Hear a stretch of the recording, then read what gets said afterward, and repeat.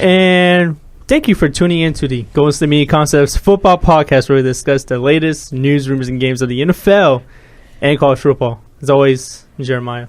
My name is Ben. And I'm Anthony. And we are here for episode 164. 164. I remember episode 100. I'll say that. We're getting close to 200. Every day, so you factor in 35 more, so 7 weeks, roughly. I mean, and a day, but yeah, you're almost there, man. You guys are doing really, really well. I mean, I'm only here one a week, and I'm actually going to stop doing this show after the Super Bowl because I'll start doing the basketball show more since that's in mid-season form. But so yeah, it's going along really well. All right, cool. And I would hate to see you go, but you got other things to work here at the network. So I do, yes. That's all right. I've always held it down here. We're still be on the baseball show together. I know. And Anthony, you and I will be on the sports show together. Yeah, and we're coming up solely. I think the season's coming up very slowly now. I think we're at the point in baseball where pitchers and catchers will report.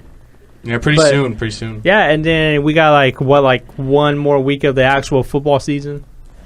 Yeah, I've always felt like that with the Super Bowl, okay? So I've always great, it's a Super Bowl, I love this moment, but it's like a bittersweet thing because it's like, oh, great, we have 7 months without football now. Yeah, it seems like it's forever. It's such a bittersweet thing. Well, I mean, it's like the most contact sport. You need time to heal.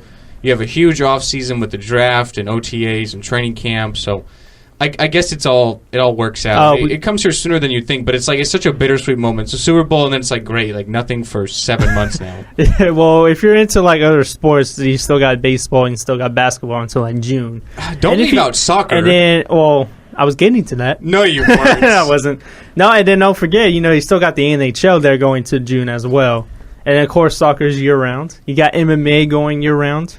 Yeah, soccer's only really off for 3 months in the summertime, and that's when it's basically a free agency period when everyone can buy players and move to different leagues and clubs. So even then, it's still going on. But this is the football show, not the European football show, the American football show. So we're going to be talking about You do the soccer show, too. Yes, I do the soccer show every Monday. You can get there. It's on the GSMC Podcast Network. Always looking forward to that. But anyways, here on the football show, we're going to start off this segment talking about the Pro Bowl. The Pro Bowl is on Sunday in Orlando, Florida. They've gone back to a more traditional NFC versus AFC, which I do like, as opposed to this fantasy Jerry Rice versus Michael Irvin or Emmett, whoever they pick. I don't know, this NFL Network guys. But right. So as opposed to that, they have a traditional NFC versus AFC game Sunday in Orlando.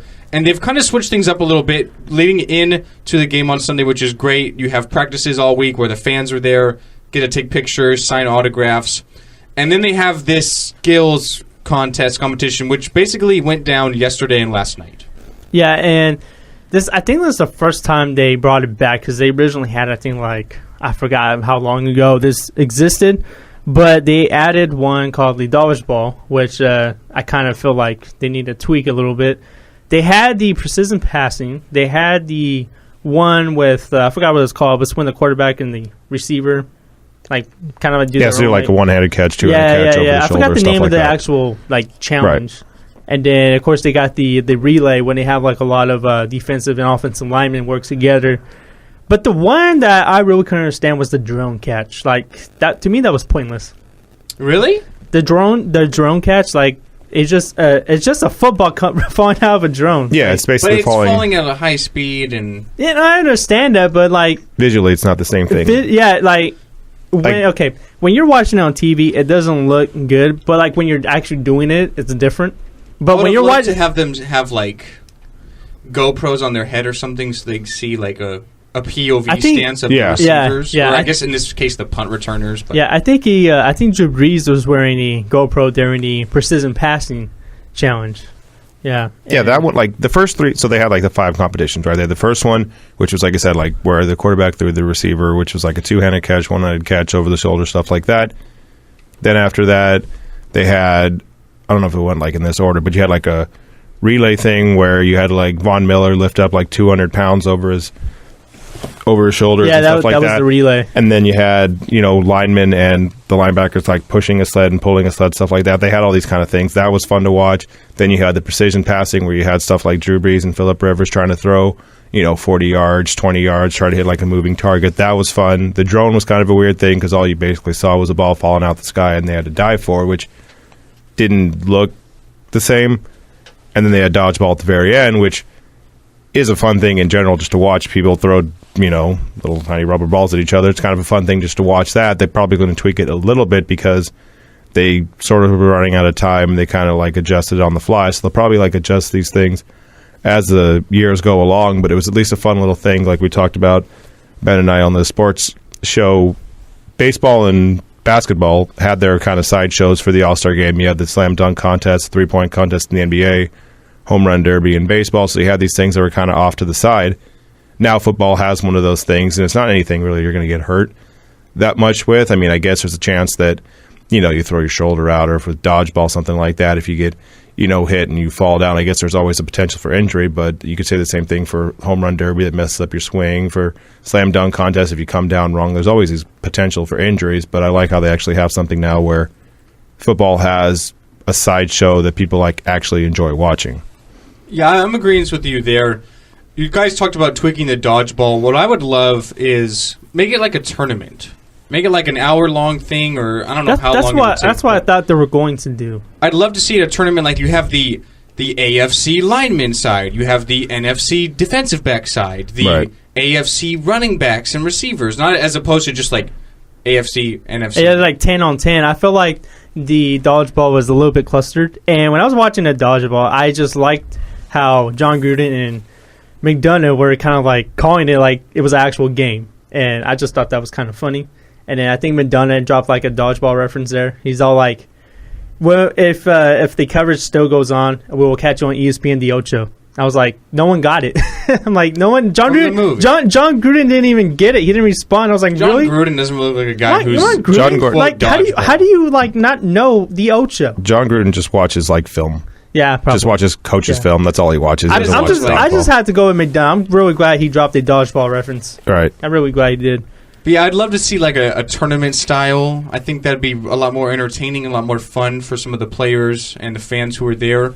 And it's only the first year of existence. They're going to tweak it. They're going to add stuff to it. Yeah, and I kind of think they kind of have to get rid of the drone catch. That was just weird to me. Well, they just improvise it, like you said, maybe the GoPro, or they can just have something else where, instead of a drone up in the sky, they have like one of those little like firing cannons, like how they have the tire spinning and just throw the football and it goes like kind of like how they do at the combine, yeah, so to speak. Yeah, something like that, but it goes farther and you have to like chase after it, something like that. Like they had those old things in like the old Madden games where it was basically like the wide receiver had to run and go catch a ball. Like you can tweak with these things a little bit as we go along, but at least it looked entertaining the first time around. Or what if they did something like the punt returner, whoever can start as far back as they can to run up and try and catch the ball before it drops. Whoever can run back, like, he's 35 yards away. The ball's going to drop in like 5 seconds. Can he make it in time? Or maybe they have to do like a little dance before it ends, and whoever does the best dance, like Marquette King,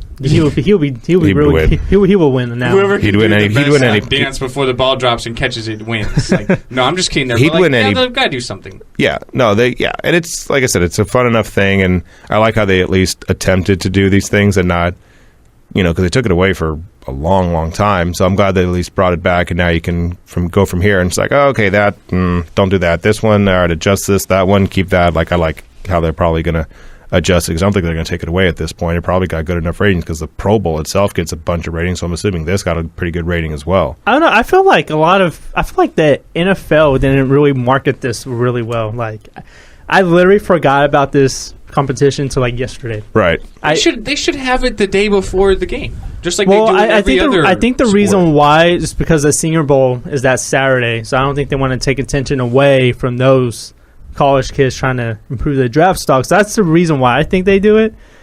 So they could do it prior to that. They can. You have the gap of people still watching. They could do it right after. I mean, it's kind of weird. Like, and the drone one was delayed. It was on a tape delay. They filmed it earlier in the day.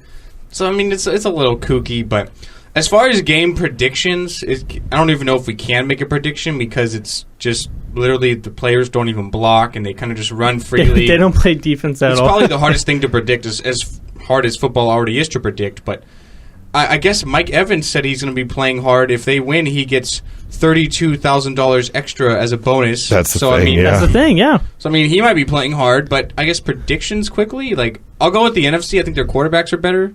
I agree with you on that. I do think that the NFC quarterbacks are a lot better because I think on the AFC side, I think the best AFC quarterback is Phillip Rivers, unless I'm wrong. Because I know Alex Smith and Andy Dalton are there, but the NFC has Drew Brees, and they got Dak Prescott and a bunch of other guys there. It's like... Yeah, of the Pro Bowl quarterbacks on the AFC, the 3 that were named won't be playing. Ben Roethlisberger, Derek Carr, and Tom Brady, obviously in the Super Bowl. And even if Brady were in the Super Bowl, he'd have some injury where he would have played, like he always does. But so I know Andy Dalton's playing for the AFC. I'll give the edge to the NFC simply because their quarterbacks are better. But, I mean, this game doesn't really mean much. And it's, like, impossible to predict. But it's more for the fans.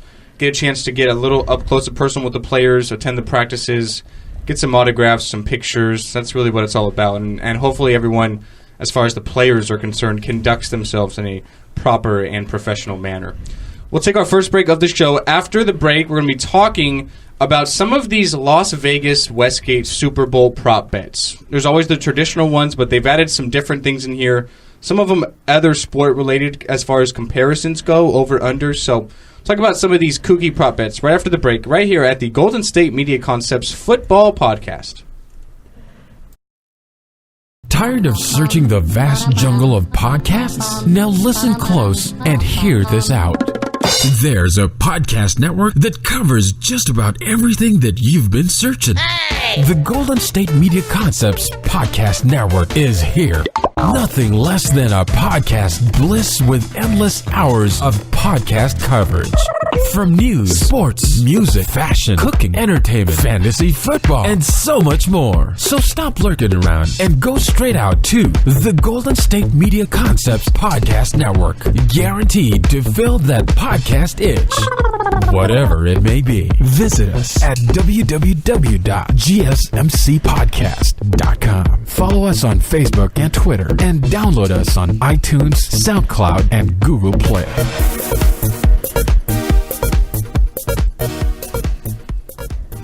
Welcome back into the Golden State Media Concepts Football Podcast. We're switching gears away from the Pro Bowl. The Super Bowl is a little over a week away, so we'll save the talk about the game for next week. But as far as some of the hype or events that lead into the Super Bowl, one of them that always gets talked about every year is Westgate's prop bets. Super Bowl 51, there's over 400 prop bets. So we're not going to go over all of them because we would still be talking about that tomorrow. It'll be like the whole show. But you can look at them yourself if you want to. I'm sure there's probably some cracks in there where you can maybe find some winners. As far as some of the traditional bets, the Patriots are a 3-point favorite. The over-under is 59. Some of the MVP favorites are Matt Ryan and Tom Brady, as you would imagine. Julio Jones and Julian Edelman are up there.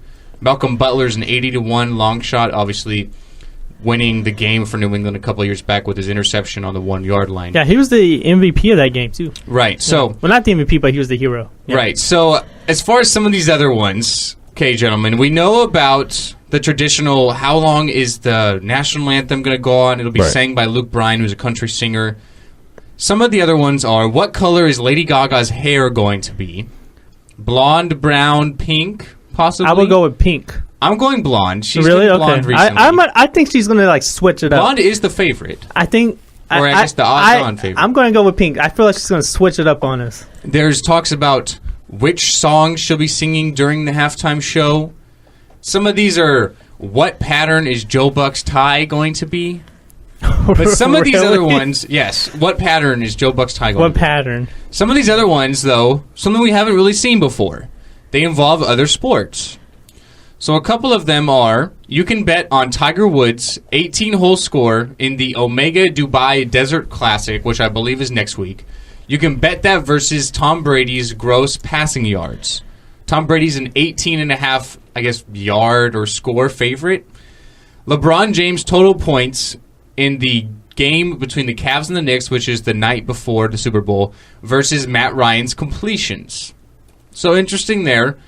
And then the one that probably would relate most to me, because I am a soccer guy, the total number of goals between Leicester City and Manchester United, which is on the same day, as the Patriots and Falcons total touchdowns. The line is pick'em. I'd go with Patriots and Falcons. I know you guys aren't soccer guys, so you're not going to debate with me on this, but Leicester City are 15th in the league right now, not doing well. Manchester United are 6th. They're playing really well, and Leicester City aren't playing well. So if I had to put an over-under on goals, I'd probably say 3. So I would imagine the Patriots and Falcons, I'd say 5, maybe 6 touchdowns total. So I would say 5 or 6 goals between the two teams is probably not going to happen. So I'd probably go with the Patriots and Falcons there. But as far as these prop bets, is it just me, or are these just really silly, and why do we have them? I mean, yes. They are. But, people like bet on anything now.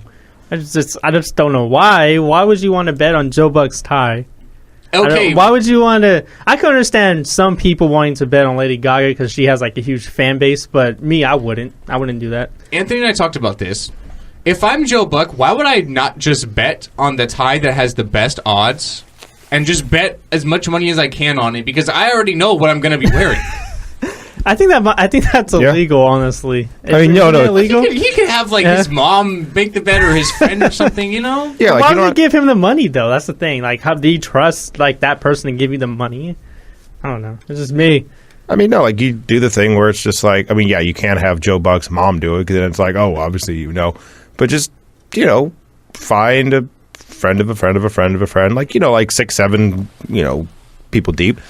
And then have them bet $10,000, and then all of a sudden, just, all right, cool, good for you. You made some money, because that you can, the Lady Gaga thing, like I said, she can just decide to dye her hair blue that day, and it's all right, look what won. Joe Buck can just wear this, weird tie-dye tie, and win all these things. Okay, cool, Luke Bryan can just decide to go 7 hours with the national anthem. All these things can be kind of tweaked with. I think Joe Buck's I think he should wear a tie with a bunch of ducks on it. That's just me. Well, I was watching. Then we're all losers. That's probably not even on the reason why I said that, I was watching How I Met Your Mother the other day, and Barney Stinson had a bet to wear a duck tie, so that's where I kind of got the idea from. But I mean, it's just I wonder where Las Vegas comes up with these ideas.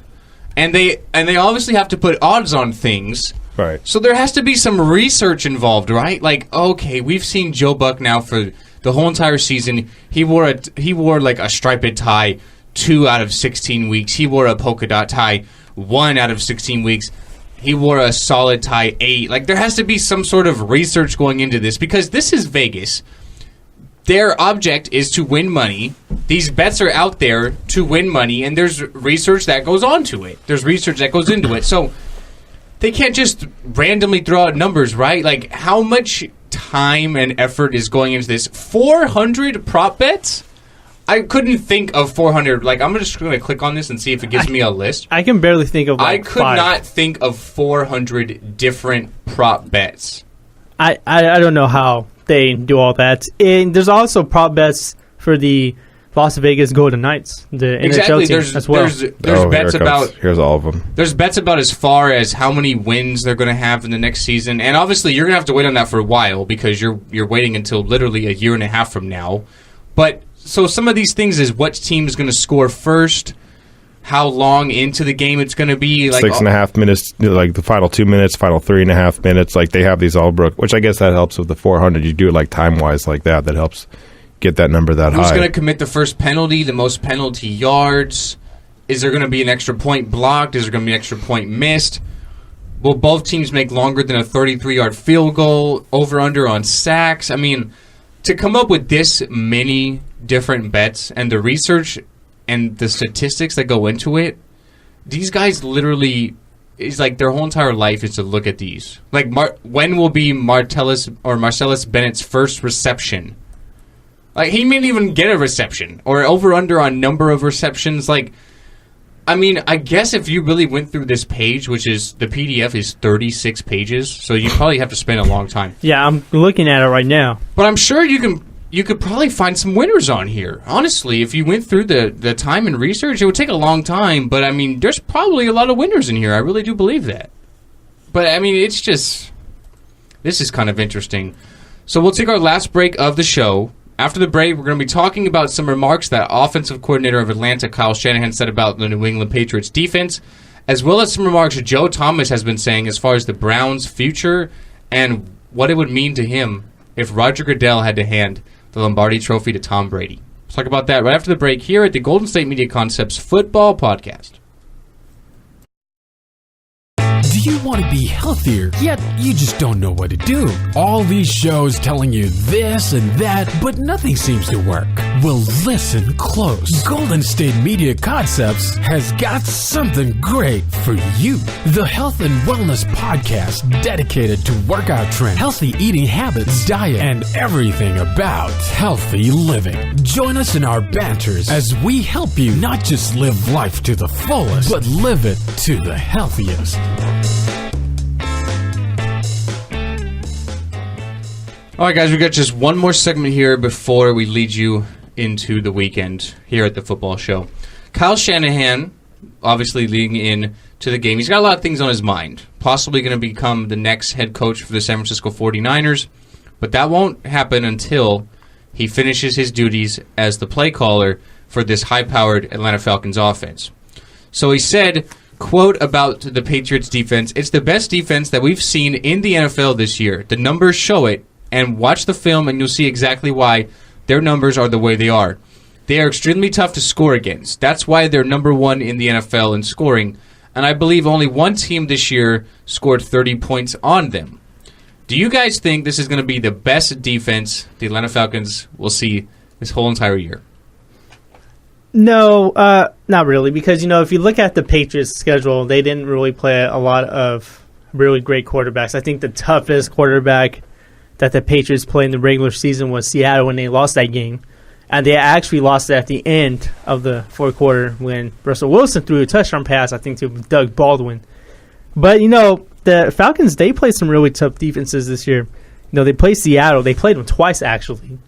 And then they actually torched them in the second one, but that may be due to some injuries. And, Philadelphia's defense was pretty good, and then they actually lost that game. Also played Denver, a game on the road, so...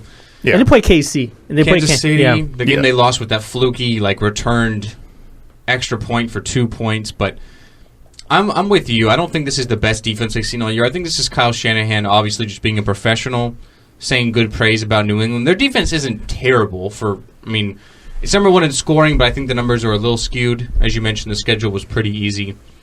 But I think he's just kind of giving credit because... I think it's more so about Matt Patricia and Belichick, right, as opposed to the specific personnel. And also the fact of, and I don't know if any of these things happen during the regular season, but you get Belichick on 2 weeks. You basically get him off of a bye, right? It's not one of those things where they only have a couple of days. He has a week and a half, or not week and a half, almost 2 weeks to fully prepare for the whole game. So that makes the defense even better because it's one thing to just get 5-6 days to try and patch together some kind of defensive strategy. This one, you get Belichick, you gave him time, and you get him the chance to basically get all of his people all ready because there's no one really injured on his defense. Chandler Jones was gone, but he's been gone the whole year, and Jamie Collins was traded, and he's been gone since about week 8 or something like that. So that team is basically the way it's been the entire season, and now you give them time. So I get that part of it, but if you look at Denver and Kansas City and Seattle when they had Earl Thomas, the defenses there were better. Just this one has more time to actually prepare. Yeah, and then, I think it's more of the New England defense facing I think this is going to be the best offense they faced the whole entire year. I think it's more on that than Atlanta offense facing the New England defense. I think it's more on that. And, you are right. I think Kyle Shanahan is just using this just to, kind of not give his offense a little too much credit. Yeah. This game, honestly, guys, this reminds me so much of the Super Bowl last year. High-powered offense against the number one scoring defense. You had the Cam Newton Super Bowl run, which he was the MVP of the season. You have the Matt Ryan Super Bowl run, which he's probably going to be the MVP of the season. Right. You have a team from the NFC South. You have Brady as opposed to Peyton Manning, legendary quarterbacks, number one. This game is literally a carbon copy of last year. And it's crazy to think about that, and it's ironic. But I think what you mentioned is a good point. I think it's more about the Patriots' defense against Atlanta's offense. Atlanta has the best offense all year, good offensive line. Matt Ryan is literally just excelling so well under Kyle Shanahan. You have the 2 running backs in Coleman and Freeman out of the backfield. And even more so than that, what they can do running the ball is what they can do catching the ball. You have an absolute stud in Julio Jones, who I'm sure the Patriots are going to try and shut down like they did Antonio Brown last week. But then that opens the door for some other guys. Mohamed Sanu, Taylor Gabriel, the running backs out of the backfield, something that the Steelers didn't really have last week because Le'Veon Bell got injured in the first quarter with a groin injury. So I guess it's more so about that. Kyle Shanahan, obviously his dad's Super Bowl winning coach, Mike Shanahan, so he's just trying to really be professional. But now, Jeremiah, before we end the show, this is probably, in my opinion, the best segment, or the best part of the show we're going to have here. Because Joe Thomas, he's a Pro Bowler for the Browns. It feels like he's been in the league 20 years, even though he's been in the league over a decade. One of the best we've seen in our generation. He's at the Pro Bowl, so obviously he's covering a lot of duties with the media and doing some interviews and stuff. He said a couple of things that have me, honestly, looking forward to talking about it. So, Jeremiah, what were they? Joe Thomas said that if taking a quarterback is too risky at number 1, and he'd rather have a pass rusher. So, basically, he's talking to this front office saying we should take Myles Garrett, basically, because, Myles Garrett is looked as the top overall prospect. He's talked about as the most pro-ready prospect in the in college football this year. And he did say that, I think if you reach for a quarterback at number 1, they might not help your team if they fail. And then if taking Myles Garrett, for example, doesn't live up to the hype, you can put him in anywhere on the team to, make an impact. And which I kind of do agree with. Say if Myles Garrett doesn't live up to the hype, you can find somewhere to play for him on defense. Or you can just trade him to the New England Patriots again. So. Like a Jamie Collins, a little reversal there. But I think this is very interesting because I think he's basically saying none of these quarterbacks coming out are good. Right. And he's an offensive lineman, so he, of course, blocks for them, so he would know. And he's also seen a lot of bad ones in Cleveland. That's for sure, too. But you remember, the Browns do have the Eagles' first-round pick, which is going to be number 12 overall. So they do have the number 1 pick, obviously, and the number 12 pick. I would assume one of those picks would be a quarterback. You have probably maybe 3 guys who could go in the first round, honestly. You have Mitch Trubisky, you have Deshaun Watson, and Deshaun Kaiser. I would imagine one of those picks, whether it be number 1 or number 12, would be a quarterback. I think what Thomas is trying to maybe imply is we should probably use that number 12 pick on the quarterback as opposed to number 1, because this guy we could get on defense, that Garrett kid, could definitely make an impact, a la Clowney-esque for the Texans. Clowney really his breakout year this year with J.J. Watt out. So I think that's maybe what he's trying to imply here. Also, he could say something like, so you said they have the 1 and the 12, right? Take the 12 overall pick, number 1, I take Myles Garrett or whoever else you want to take defensively. At number 12, make a call to the Patriots. They're like, hey, give us Garoppolo, or give a call to the Redskins. Hey, give us Kirk Cousins for the number 12 overall pick, which is as good as you're going to get as a rookie quarterback, right? At least then they're at least proven. Garoppolo, not so much, but at least then you have your quarterback that you took basically with the 12th pick, who's a veteran that knows what to do. Now you got a defensive player. You still got a Joe Thomas as offensive lineman. You're at least building something that way. Or you can just trade back in the draft and then take Deshaun Watson or Kaiser later on in the draft. I really don't think they'll fall, though, because as I'm not really high on any of the quarterbacks coming out this year. Mm-hmm. I think if I had to pick one, I'd pick Watson because of his leadership, his experience. We saw him do. The kid's a winner. Yeah, right. I agree with you. I think Deshaun Watson is the best quarterback prospect, and I have Mitch Trubisky at number 2, and it's not even close. Yeah, I would take Watson. But if it means I trade the number 12 pick and a 4th rounder to get Garoppolo, I would take it all day because he's a proven player, although in New England, even Matt Castle was a proven player. I would still kind of roll the dice because we saw it last year, and the mindset in the NFL right now is if you don't have an elite quarterback, you're not going to compete. Right. The Rams, the Eagles traded up, gave up their franchises for the next couple of years to get Goff and Wentz number 1 and 2 overall. And, Philly traded up to number 2 spot in Cleveland. that had the spot last year. So Cleveland could have had Carson Wentz. And you had something. I mean, you even saw like the people this year in the forget about the AFC and NFC championship games where it was Matt Ryan, Brady, all them. Even the ones that got knocked off, you had Dak Prescott get knocked off. You had people that were actually in the NFC championship and AFC championship game. Alex Smith was probably the worst quarterback of all the people that made it to the championship round. And he's at least someone that you had to have on the Chiefs just to make them, playoff contenders. Like, you need a quarterback. Like, you can have one that's like a meh quarterback that may get you to the playoffs, but if you want to do anything winning-wise outside of Drew Brees, you basically need a good quarterback. Right, and there's a lot of teams that could definitely use a quarterback. Cleveland being one of them, San Francisco, the Jets, maybe Chicago, maybe Houston are done with Brock Osweiler. You can maybe make a case for Jacksonville. Exactly. There's a lot of teams out there that are uncertain at the quarterback position. That's why I really do think all three of them will get drafted in the first round. I really do, because teams are gonna just gamble and take a risk like they did last year. So I think maybe he's trying to imply we should go with quarterback at 12 and not number 1. Because that number 1, that Garrett kid, is pretty good. Right. Yeah, and that's actually not the only thing Joe Thomas said. He talked about the Patriots possibly winning the Super Bowl and Roger Goodell handing the Lombardi Trophy to Tom Brady because he said he loves awkward situations. And I think that'd be an awkward situation. Roger Goodell did talk to Colin Cowherd midweek on Fox Sports Radio, and he said that he would not be sort of upset, or it would not be weird if he had to hand Tom Brady the Super Bowl trophy, and it would be an honor, which personally I don't agree with. I don't agree with. That's an alternative fact. I don't believe that one bit.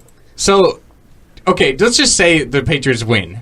Do you think it would be awkward? Do you think we'd have like some sort of like a little evil stare down from Brady or something? Like, I think Brady would snatch it from him. It wouldn't be like, here you go, Tom. Be like, that's mine. That's mine. Like, this is what you get for making me sit 4 games. I sat 4 games. Look what I did. I still got the ring. You just like, it's not even say a word. It's not even just like a thing. He just like takes it and just like looks at him like, come on. Brady's a professional. He's not going to do anything. Brady's also petty, and I don't blame him for being petty, but he's also petty. Like, he's also someone who holds grudges. Petty. He is Bryce Petty, Tom Petty, Richard Petty, all the Pettys. Like, he is just, I can totally, and I don't blame him, like I said, for doing it either. That's not going to happen. Do you think Brady would really care at that point? He would just be like, I just won my 5th Super Bowl. He'd care. Belichick cared. You saw Kraft after they got the AFC Championship thing. He basically was just like, this matters a lot. And people in the crowd, why. Like, they're ready for this. Yeah, like, but, it's not the main focus or whatever, because that's obviously, focusing on the Falcons or whatever.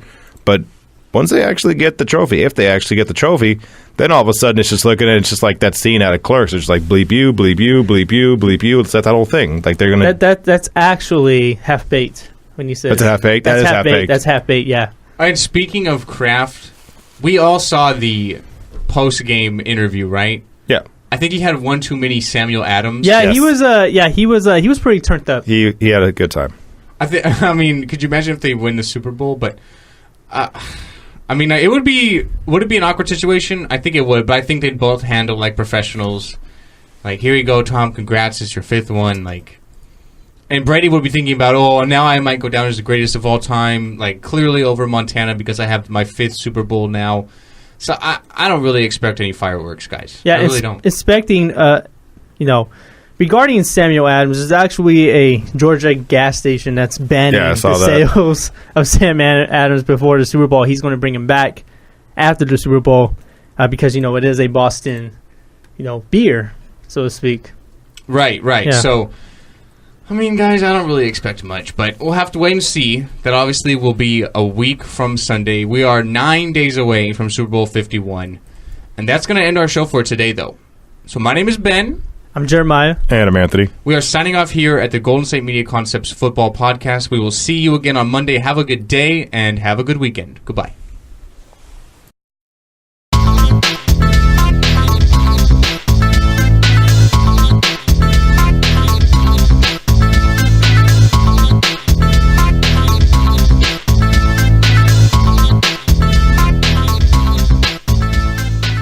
You've been listening to the Golden State Media Concepts Football Podcast. part of the Golden State Media Concepts Podcast Network. You can find this show and others like it at www.gsmcpodcast.com. Download our podcast on iTunes, Stitcher, SoundCloud, and Google Play. Just type in GSMC to find all the shows from the Golden State Media Concepts Podcast Network. From movies to music, from sports to entertainment, and even weird news. You can also follow us on Twitter and on Facebook. Thank you, and we hope you have enjoyed today's program.